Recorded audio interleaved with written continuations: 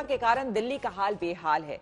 आलम यह है कि आज दुनिया के किसी भी शहर से ज्यादा कोरोना के मामले दिल्ली में हैं। यहां एक दिन में कोरोना के मामले औसतन 8,000 तक पहुंच जा रहे हैं। इसके कारण ब्राजील का साओ पाउलो और अमेरिका का न्यूयॉर्क शहर भी दिल्ली से काफी पीछे छूट गया है, जहां कभी कोरोना से त्राहिमाम हो रहा था।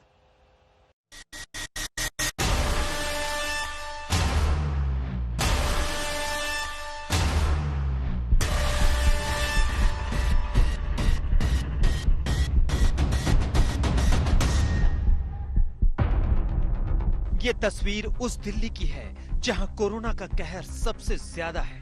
ये तस्वीर उस दिल्ली की है जहां कोरोना का संक्रमण दुनिया के तमाम देशों से कहीं ज्यादा, बहुत ज्यादा है।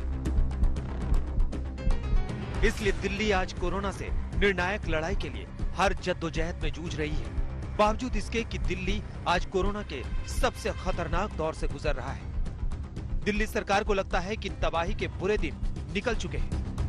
एब्सोल्यूट नंबर्स में परेशान होने की इतनी बात नहीं है। मैं डेफिनेटली आपसे कह सकता हूं कि दिल्ली की जो थर्ड वेव है, फर्स्ट वेव जून में आई थी, सेकंड वेव सितंबर में आई थी और थर्ड वेव ये जो नवंबर में चल रही है, इसका पीक तो जा चुका है। आप डेली की पॉजिटिविटी देखते रहिएगा। अगर पॉजिटिविटी 15% एक दिन आई थी, वो दोबारा टच नहीं कर पाई है। 15 से डेफिनेट टर्न आने के लिए हफ्ता चाहिए होता है। आज मैं कह सकता हूं, डेफिनेटली आपसे कह सकता हूं कि डेफिनेटली वेव का जो पीक था, पीक इज गॉन। अब धीरे धीरे ये कम आएगा। सरकार के दावे के विपरीत अभी तो आलम यह है कि कोरोना के वायरस दिल्ली में जितना फैल रहे हैं, उतना दुनिया के किसी शहर में कभी भी नहीं रहे। नवंबर का यह महीना कोरोना वायरस की उछाल के लिहाज से दिल्ली के लिए काफी बुरा है। इतना बुरा कि उतना ना न्यूयॉर्क के लिए कभी था और ना ही ब्राजील के शहर साओ पाउलो के लिए। दिल्ली में 11 नवंबर को कोरोना मरीजों की संख्या 8,593 हो गई। ये संख्या अब तक का वर्ल्ड रिकॉर्ड है। इससे पहले 13 अगस्त को साओ पाउलो में कोरोना के 7,063 मरीज सामने आए थे। तीसरे नंबर पर अमेरिका का न्यूयॉर्क रहा है। आप याद कीजिए, अप्रैल में जब कोरोना न्यूयॉर्क शहर में कोरोना तांडव मचाने लगा, तो सबसे ज्यादा आधुनिक तकनीक के उस देश के भी हाथ पांव फूलने लगे थे। 2.2 million deaths, 2.2 million people from this. And so if we could hold that down, as we're saying, to 100,000, it's a horrible number. Maybe even less, but to 100,000. So we have between 100 and 200,000. We all together have done a very good job. अगर corona के बढ़ते मरीजों की संख्या देखें तो नवंबर में 8 बार ऐसा हुआ कि सबसे ज्यादा कोरोना मरीजों की संख्या दुनिया के किसी भी शहर की तुलना में दिल्ली में दर्ज हुई। 6 नवंबर को दिल्ली में 7,178 मामले आए, 14 नवंबर को 7,340, 8 नवंबर को 7,745, 13 नवंबर को 7,802, 10 नवंबर को 7,830 और 11 नवंबर को 8,503। नवंबर महीने में 10 दिन दिल्ली के लिए काफी खराब रहे। कोरोना का वायरस दिल्ली के लिए बेकाबू हो गया। अगर आप एक हफ्ते का कोरोना का औसत देखें तो दुनिया में तीसरे नंबर का शहर साओ पाउलो है, जहां एक हफ्ते के अंदर कोरोना मरीजों का रोजाना औसत 3,217 तक रहा। दूसरे नंबर पर न्यूयॉर्क है, जहां 5,291 रहा। लेकिन पहले नंबर पर दिल्ली है, जहां कोरोना मरीजों की संख्या 7 दिन में रोजाना औसत 7,342 रहा। हालांकि मार्च, अप्रैल या जून में दिल्ली में कोरोना बहुत हद तक नियंत्रण में रहा, तो इसकी बड़ी वजह सामाजिक दूरी का पालन और लॉकडाउन भी रहा। हमें ये ध्यान रखना है। लेकिन जान के साथ जहान और जिंदगी के साथ रोजी रोटी की मजबूरी ऐसी है कि आज लॉकडाउन जैसी स्थिति नहीं हो सकती। क्या है लॉकडाउन की तैयारी एक बार अचानक से सरकार, मुझे नहीं लगता, बहुत सारे मैसेजेस मुझे नहीं लगता। देखो, लॉकडाउन करने के बाद जब लॉकडाउन किया गया था, वो दैट वाज लर्निंग एक्सरसाइज। उस लॉकडाउन से जो भी सीख मिली इतने महीनों के बाद, ये सीख मिली कि भाई जो लॉकडाउन से आपको बेनिफिट लेना है वो तो मास्क ले सकते हैं आप। लॉकडाउन के बावजूद भी जिस टाइम लॉकडाउन किया गया, कुछ 100 केस पूरे देश में थे। जब लॉकडाउन खत्म होता है हजारों में हो गए। आज वो उतने केस जितने की लॉकडाउन पूरे उससे ज्यादा एक दिन में आ जाते हैं। तो लॉकडाउन करने से इसको कंटेन किया जा सकता है, मुझे नहीं लगता। कोरोना मरीजों की संख्या तो बढ़ती गई, लेकिन अच्छी बात ये रही कि मरने वालों का आंकड़ा न्यूयॉर्क या साओ पाउलो की तुलना में कम ही रहा। दिल्ली में आज के चरम दौर में एक हफ्ते के अंदर रोजाना औसतन मरने वालों की संख्या 87 है। वहीं न्यूयॉर्क सिटी में अप्रैल में 567 था, जबकि साओ पाउलो में जून के महीने में 110। मौत के आंकड़ों पर नकेल से दिल्ली थोड़ी राहत की सांस ले सकती है, लेकिन जिस तेजी से कोरोना फैलता जा रहा है, वो दिल्ली के फेफड़ों में मौत का वायरस भी भरता जा रहा है। आशुतोष मिश्रा के साथ पंकज जैन, दिल्ली आज तक। दिल्ली में कोरोना के मामले जब बढ़ने लगे तो दिल्ली सरकार ने केंद्र की मदद से मुस्तैदी दिखाई। उसका नतीजा ये निकला कि जुलाई और अगस्त में अचानक से कोरोना के मामले बहुत कम हो गए, लेकिन अक्टूबर में फिर से कोरोना के मामले बढ़ने लगे और नवंबर तो ऐसा आया, इसको दिल्ली कभी भूल नहीं पाएगी।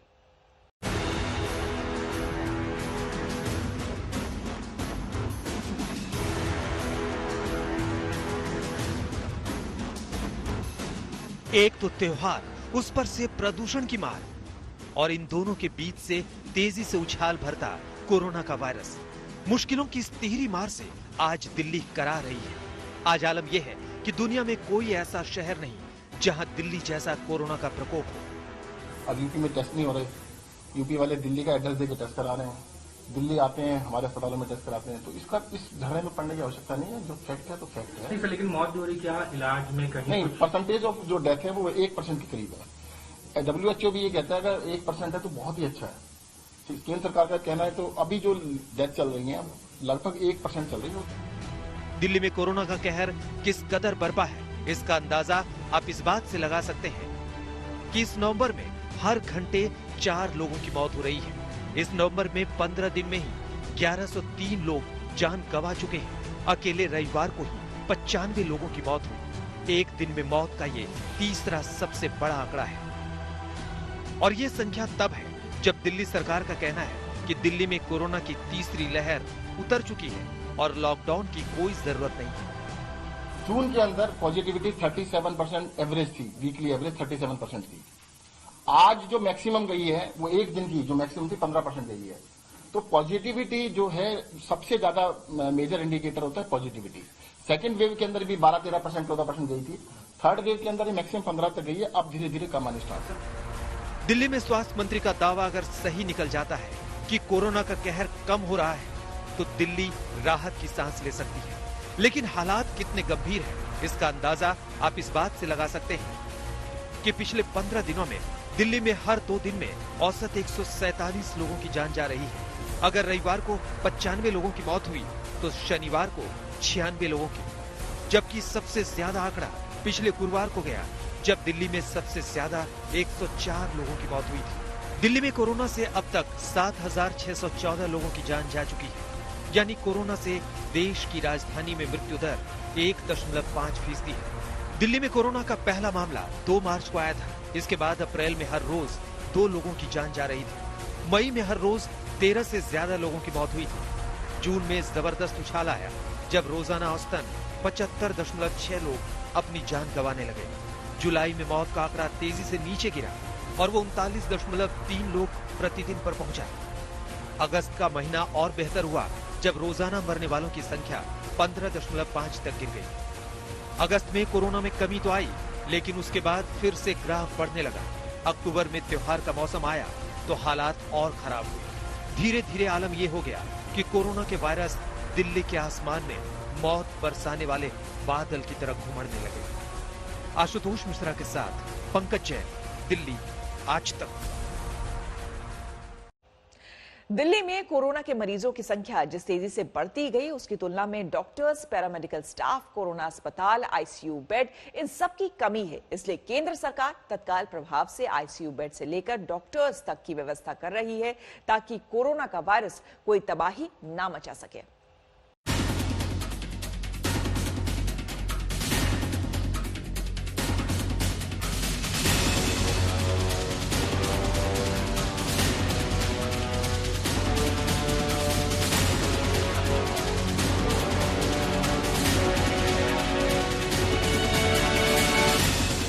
दिल्ली में कोरोना के मरीजों की संख्या जितनी तेजी से बढ़ी हो, उसी तेजी से अस्पतालों में बेहतर इलाज का दावा दिल्ली सरकार करती रही है। दिल्ली के अंदर जो हमारे पास बेड्स की पोजीशन है 8700 बेड ऑक्यूपाइड है।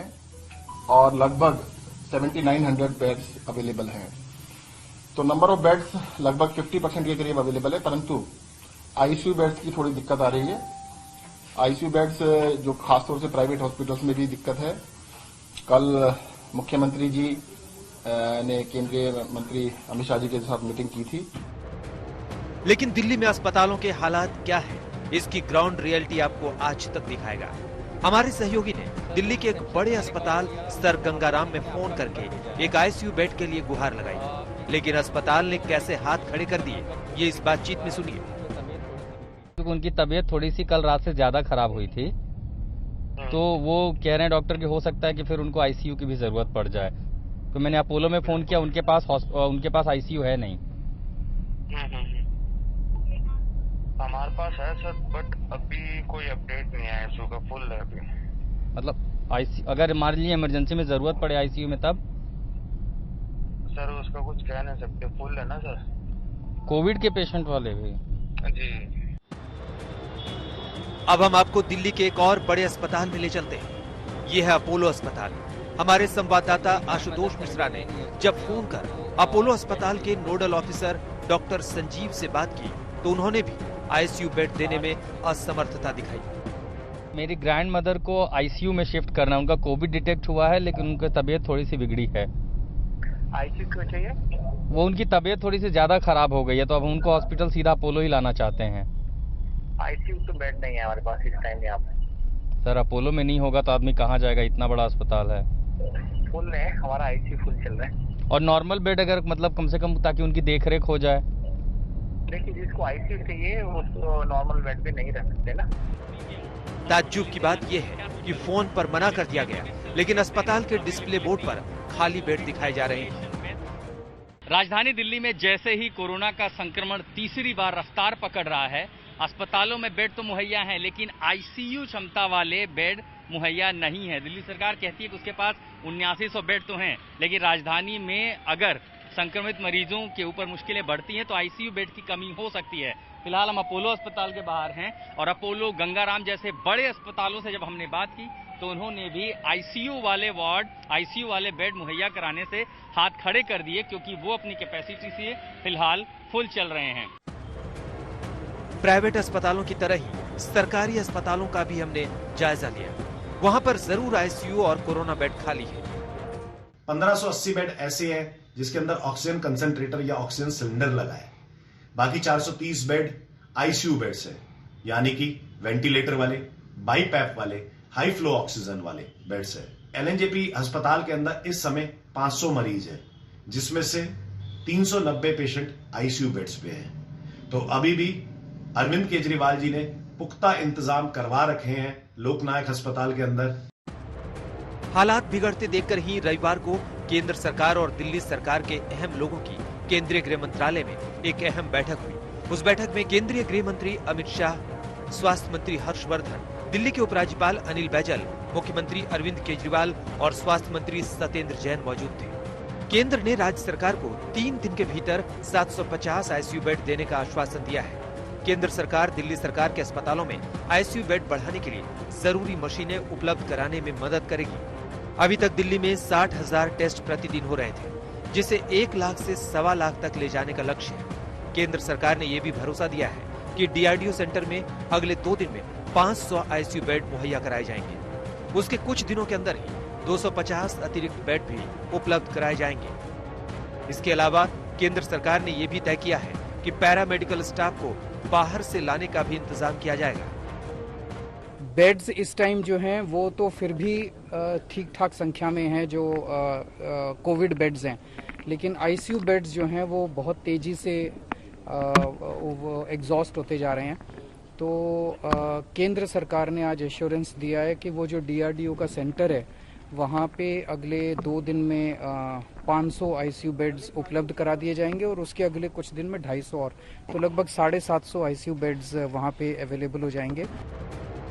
आलम यह है कि दिल्ली में कोरोना मरीजों की संख्या अब तक 5 लाख तक पहुंच चुकी है। अगर उस लिहाज से देखें तो अस्पतालों में कोविड बेड की संख्या सीमित है।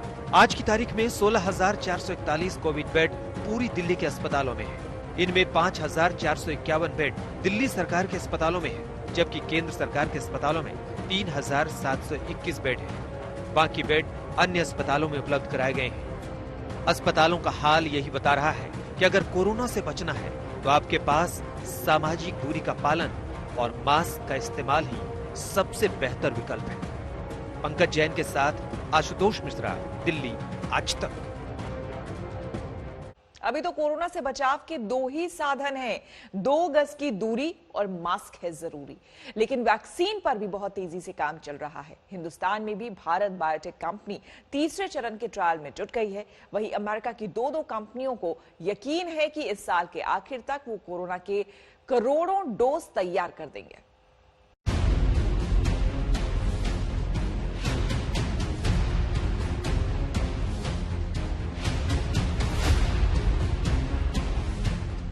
दिल्ली के लोग कोरोना से कांप रहे हैं। भारत में अब तक कोरोना के 88.5 लाख से ज्यादा मरीज हो चुके हैं और दुनिया में कोरोना मरीजों की संख्या 5.5 करोड़ तक पहुंच चुकी है। लेकिन इस बुरे और डरावने कोरोना काल में उम्मीद के कुछ चिराग भी झिलमिला रहे हैं। अमेरिका की मॉडर्ना कंपनी का कहना है कि उसकी वैक्सीन जल्द ही आ जाएगी। वो वैक्सीन 94.5% तक प्रभावशाली होगी। मॉडर्ना को उम्मीद है कि इस साल के आखिर तक वैक्सीन के 2 करोड़ डोज ला देगी। पिछले हफ्ते ही उसकी प्रतियोगी कंपनी फाइजर इंक ने वैसी ही प्रभावशाली वैक्सीन लाने का दम भरा था। फाइजर इंक और उसके जर्मन पार्टनर बायोएनटेक को उम्मीद है कि वो साल के अंत तक 5 करोड़ डोज ला देगा। It's a really important milestone in the fight against the pandemic because it demonstrates that our vaccine, mRNA-1273, is able to prevent COVID-19 disease, including severe disease in people who've received it. It's really just a milestone, though. We have a lot of work ahead of us. Knowing the vaccine is going to be effective is great news, but we still need to complete the regulatory process, which involves completing the study and generating more data, even some follow-up and safety data. And then, of course, we need to get busy manufacturing. Bharat में राहत की खबर Bharat biotech की तरफ से आ रही है, जो कोवैक्सीन नाम से वैक्सीन ला रही है। भारत बायोटेक ने तीसरे चरण का ट्रायल शुरू कर दिया है। इसमें भारत के 25 केंद्रों से 26,000 वॉलंटियर्स पर ट्रायल होगा। ये trial Indian council of medical research यानी ICMR की साझेदारी में हो रहा है। इन वॉलंटियर्स को अगले साल तक निगरानी में रखा जाएगा। भारत में ये कोविड-19 वैक्सीन के लिए सबसे बड़ा क्लिनिकल ट्रायल है। खुद प्रधानमंत्री नरेंद्र मोदी कई बार अपने देश के बायोवैज्ञानिकों की सराहना कर चुके हैं और मनोबल भी बढ़ा चुके हैं। हमारे देश के वैज्ञानिक भी वैक्सीन के लिए जी जान से जुटे हैं। भारत में अभी कोरोना की कई वैक्सीन पर काम चल रहा है। इनमें कुछ एडवांस स्टेज पर है, आशास्पद स्थिति दिखती है। दुनिया के अलग अलग देश इस दिशा में काम कर रहे हैं। आज ही बेल्जियम की ग्लोबल फार्मास्यूटिकल कंपनी जैनसिन ने वैक्सीन ट्रायल ब्रिटेन में शुरू किया। 6,000 लोगों पर यह ट्रायल होगा जो अगले 1 साल तक चलेगा। आज तक ब्यूरो। कल एक तरफ पटना में मुख्यमंत्री नीतीश कुमार 7वीं बार शपथ ग्रहण कर रहे थे, तो दूसरी तरफ पटना सिटी में सड़कों पर बवाल हो रहा था। लोगों का गुस्सा 5 दिन से लापता युवक को लेकर था। लोगों का कहना है कि उन्होंने ही 2 आरोपियों को पकड़कर पुलिस के हवाले किया है, लेकिन अभी लापता युवक के बारे में कोई जानकारी नहीं मिली है। पुलिस ने युवक की हत्या किए जाने की आशंका जताई है। पुलिस की सुस्त कार्रवाई से नाराज लोग लाठी डंडा लेकर सड़क पर उतर आए और आगजनी कर रास्ता जाम कर दिया। लोग पुलिस के खिलाफ नारे लगा रहे थे। पुलिस ने प्रदर्शन कर रहे लोगों को तितर-बितर करने के लिए लाठीचार्ज भी किया। इससे गुस्साए लोगों ने पुलिस को भी खदेड़ दिया, जिसके बाद पुलिस ने भी पिस्टल निकाली। इसके बाद लोग और भड़क गए। अशोक राजपथ और आगजनी करके मुख्य सड़क को जाम कर दिया। पटना सिटी में देर रात तक इस बात को लेकर हंगामा होता रहा।